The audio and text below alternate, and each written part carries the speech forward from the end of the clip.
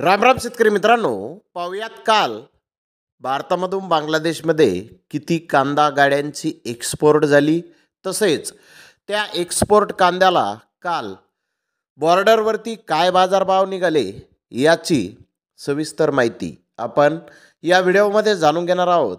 त्यासाठी मित्रांनो आपल्याला व्हिडिओ संपूर्ण पाहायचा आहे। तर मित्रांनो, काल गोजेडांगा बॉर्डर येथून 8 गाड्यांची एक्सपोर्ट ही झालेली आहे। तर मेंदीपूर बॉर्डर येथून 7 गाड्यांची एक्सपोर्ट झालेली आहे।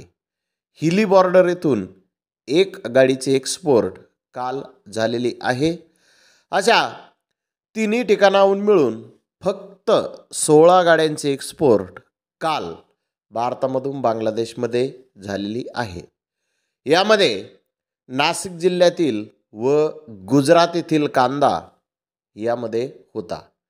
काल भारतीय कांद्याला बॉर्डरवरती 28 रुपये किलोपासून 36 रुपये किलोपर्यंत बाजारभाव काल बॉर्डरवरती निघालेले आहेत।